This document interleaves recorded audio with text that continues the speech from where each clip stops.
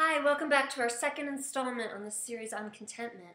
If you recall, the other day we were looking at a faulty perception of contentment. You remember the image of the girl on a date as she salivated over her date's steak, pretending to be happy with her salad, when really she wasn't. And I don't know about you, but I've been there all too often, trying to be content with what I have. And really, I know in my heart of hearts, I want all those other things, but I'm trying to act as if I don't, act as if I like what I have. And I finally got to the place where I said, God, there has to be a better way. There has to be a different definition of contentment, because what I was trying to do wasn't working. I prayed over it for months and months and months, and at one point I finally felt like God gave me a new image, and I want to share that with you. It's an image I believe that we all can easily relate to. It's an image of a newborn baby. Cute, precious, adorable little thing. All the women in the room are flocking over this little baby, oohing and awing. He is just sweet and adorable and precious. Until he decides he wants to eat, and he wants to eat now. It always amazes me how little babies can cry so loud. They're so tiny and their lungs are little, but man, that doesn't stop them.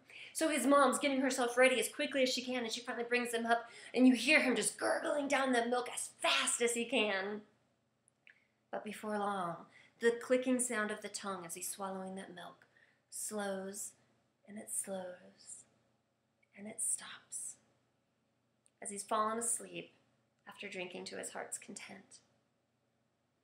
The thing I find most amazing about babies is that God has fashioned them in such a way that if that baby were to wake, the only thing he would clearly be able to see would be his mama's face.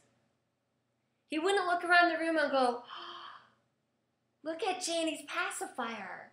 I want one of those. No, not in the least. And he definitely wouldn't look over here and go, I don't even know what that thing's called, but I need one of those. No, the only thing that he would clearly see would be the face of the one who loves him, who cares for him, who provides for him, who looks down on him with love and affection. Hebrews 12:2 says, let us fix our eyes on Jesus, the author and perfecter of our faith, who for the joy set before him endured the cross, scorning its shame, and sat down at the right hand of the throne of God. Let us fix our eyes on Jesus. I have a feeling a lot of you are going to listen to this and you're going to say, but you know what, Stacy? It sounds like salad. In fact, it sounds worse than salad. That we're not even supposed to pretend like these other things exist, but we're supposed to just stare at Jesus and say, that's enough, and act as if all the things around us aren't even there. Let me tell you, I'm recording this in my kitchen. It's kind of a mess today, it always is. But I'm in my kitchen partly because I love food. Love food. You will never convince me that a contented life really means just salad. I'm not going to teach a salad method of living. In fact, Jesus himself in John 10:10, he says, I have come that they may have life and that they may have it to the full. Other translations say that they may have it more abundantly.